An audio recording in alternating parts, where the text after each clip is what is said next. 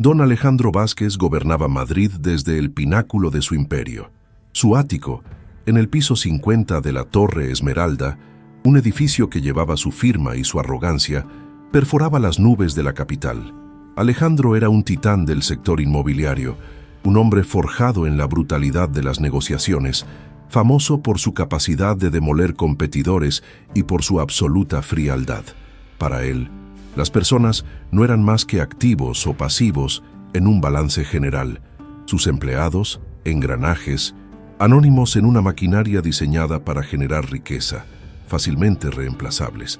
Vivía rodeado de un lujo aséptico, donde cada superficie de mármol y cada cristal panorámico reflejaban su éxito, pero también un vacío que se negaba a reconocer. En ese mismo edificio, en la base de la pirámide que Alejandro coronaba, trabajaba Sofía García. A sus 27 años, Sofía movía su mopa y su cubo por los pasillos de mármol con una eficiencia silenciosa.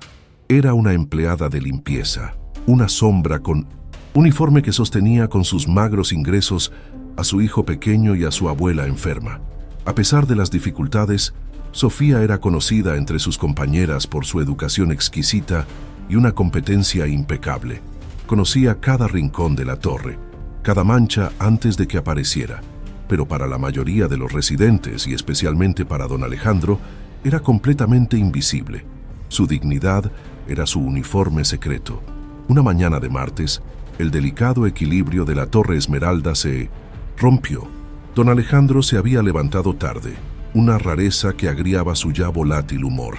Tenía una reunión crucial en menos de una hora, una de esas negociaciones de 50 millones de euros que definían el destino de barrios enteros. Salió del ascensor privado de su ático, con el teléfono pegado a la oreja, ladrando órdenes a un subordinado.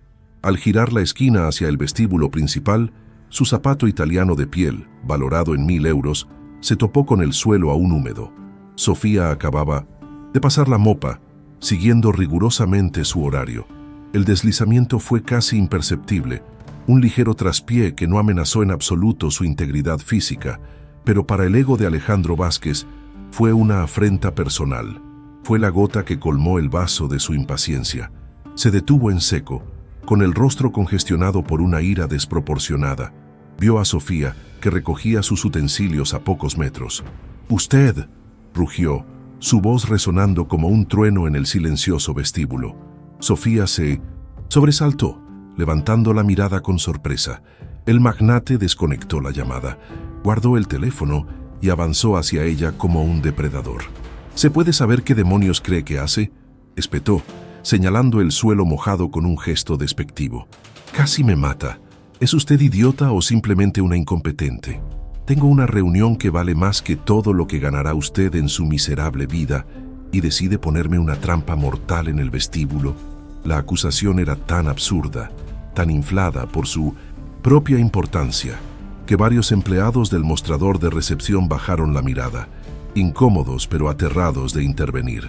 Alejandro sintió la audiencia y se creció en su papel de tirano. Sofía, aunque visiblemente intimidada por la ferocidad del ataque, intentó mantener la compostura. «Señor Vázquez, disculpe, yo estaba siguiendo mi horario. Acabo de poner la señal de suelo mojado, está allí», dijo, señalando el cartel amarillo a unos metros. Pero Alejandro no estaba interesado en excusas ni en la realidad. Estaba interesado en el poder. «No me importa su horario, no me importa su señal. Me importa que gente de su categoría debería tener más cuidado al existir cerca de nosotros. Son un estorbo». El veneno en sus palabras fue palpable. «Gente de su categoría». La frase quedó suspendida en el aire, cargada de un clasismo brutal. Sofía sintió la humillación como una bofetada física, pero también sintió una chispa de algo más. Una indignación fría. Antes de que pudiera procesarlo, Alejandro, en un acto de pura arrogancia teatral, dio una patada certera al cubo de limpieza. El agua sucia se derramó sobre el mármol impoluto, salpicando los zapatos de Sofía y el bajo de los pantalones de Alejandro. «Ahora, limpie eso», ordenó con desprecio. «Limpie el suelo como una profesional de verdad, si es que sabe lo que eso significa». Se hizo un silencio espeso, cortante. Alejandro la miraba desde arriba, esperando que ella se derrumbara, que llorara o que pidiera perdón. De rodillas, esperaba la sumisión que su dinero y su poder compraban habitualmente. Pero Sofía no se movió. Se quedó quieta, mirando el desastre que él había provocado, y luego, lentamente, levantó la cabeza. Sus ojos no estaban llenos de lágrimas, sino de una calma y una firmeza que descolocaron por completo al magnate. Respiró hondo, consciente de los ojos que los observaban desde la distancia. «No voy a limpiar eso, señor Vázquez», dijo Sofía. Su voz no era alta, pero era clara y cortante, y resonó en el vestíbulo con más fuerza que los gritos de él. Alejandro parpadeó, incrédulo. ¿Qué ha dicho? Pensó que había oído mal, que aquella empleada insignificante no se atrevería. «He dicho que no limpiaré el desorden que usted ha hecho por puro capricho», repitió ella dando un paso atrás del charco. «Un hombre verdaderamente grande, señor Vázquez, no necesita humillar a nadie para sentirse alto. Un hombre grande construye, no destruye». El magnate estaba tan atónito por la insubordinación que no pudo formular una respuesta inmediata. La adrenalina de la rabia dio paso a una confusión helada. Si te está gustando cómo la dignidad de Sofía enfrenta al poder, dale me gusta a esta historia y suscríbete para no perderte cómo termina este enfrentamiento. Sofía continuó, su voz ganando fuerza con cada verdad que soltaba.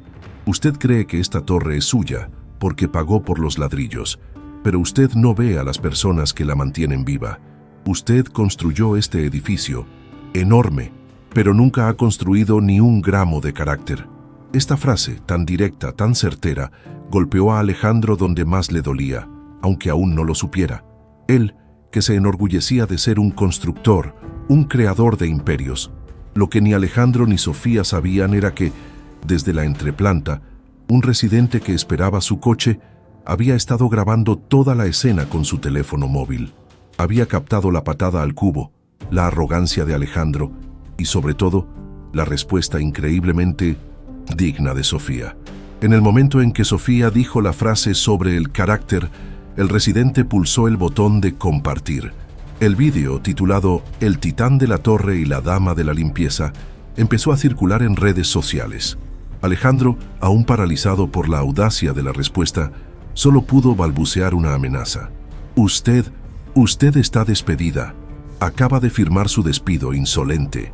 Intentó recuperar el control, dar la vuelta con dignidad y marcharse a su reunión. Pero el daño ya estaba hecho a su ego, y como descubriría pronto, a mucho más que eso. Sofía simplemente asintió, recogiendo su señal de suelo mojado, ignorando el charco que él había creado.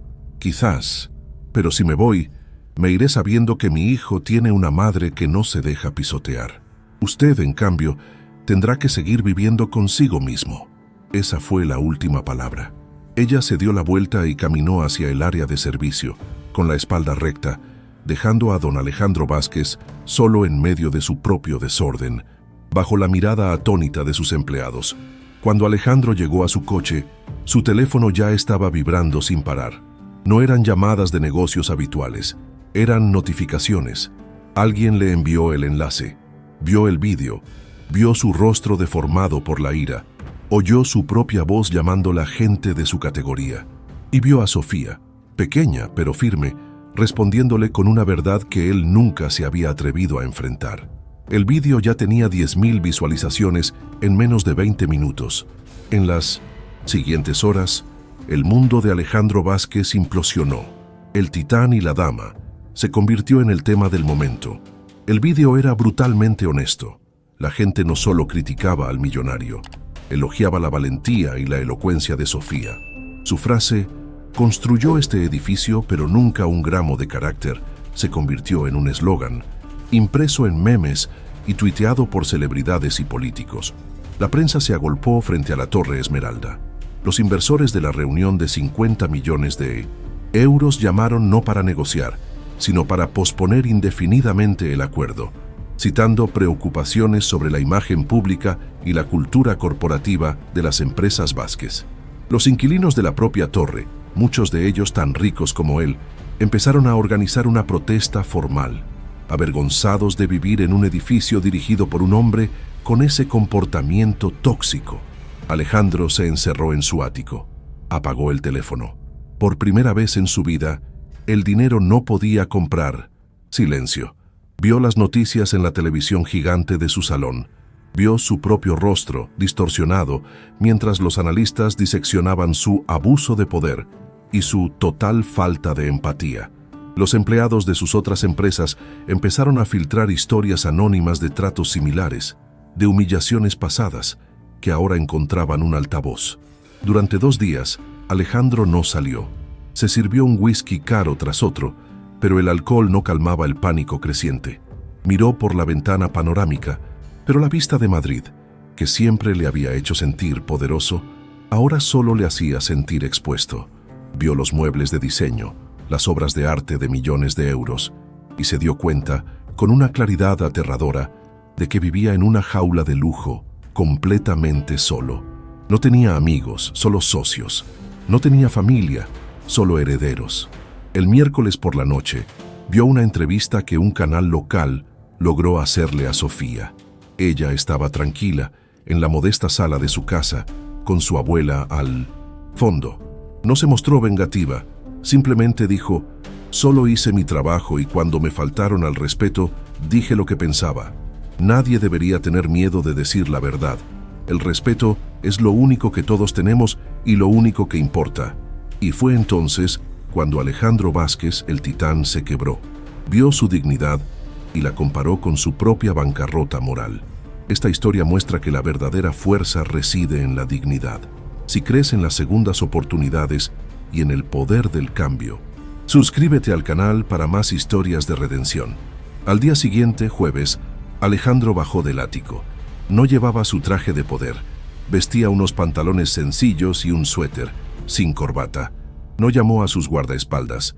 Los empleados del vestíbulo se tensaron al verlo, esperando otra explosión, pero él pasó de largo con la mirada fija en el suelo y se dirigió al cuarto de mantenimiento, donde sabía que el personal de limpieza tenía su base. Encontró a Sofía hablando con su supervisor. El supervisor palideció al ver a Vázquez. Estaba a punto de despedir a Sofía para aplacar al jefe, pero el vídeo viral lo había frenado. Alejandro levantó una mano. «Por favor, ¿puede darnos un minuto a solas?» El supervisor huyó. Sofía se cruzó de brazos sin miedo, pero expectante. Alejandro se paró a 2 metros de ella. Le costaba encontrar las palabras. El hombre que movía millones con su labia ahora tartamudeaba. «Señorita García, Sofía». Ella esperó. «Yo he visto el vídeo». Un silencio incómodo. «He visto lo que hice, cómo actué». «Usted no actuó, señor Vázquez», interrumpió ella con calma. «Usted fue exactamente quien es cuando cree que nadie importante lo está mirando». La verdad de esa frase le dolió más que toda la prensa negativa. Él asintió aceptando el golpe. «Tiene razón, he sido un tirano, un matón, y lo que le dije fue imperdonable. Quiero pedirle disculpas», continuó él, y en sus ojos, por primera vez, no había arrogancia, sino una profunda y visible vergüenza. «No porque me hayan descubierto, no porque esté perdiendo dinero, que lo estoy perdiendo, sino porque anoche vi la entrevista que le hicieron y vi más dignidad en usted, en su pequeña sala, que la que yo he tenido en toda mi vida en este ático». Sofía lo escuchó, analizando su rostro, buscando la trampa. No encontró ninguna, solo a un hombre roto. «Acepto sus disculpas, don Alejandro», dijo ella finalmente, con formalidad. «Pero el perdón no significa confianza automática. Y el respeto no puede ser una respuesta al miedo de perder dinero. El respeto tiene que ser constante, tiene que ser para todos, todos los días». Él asintió vigorosamente. «Lo sé, no le pido que me crea ahora, pero quiero aprender a ser un hombre decente.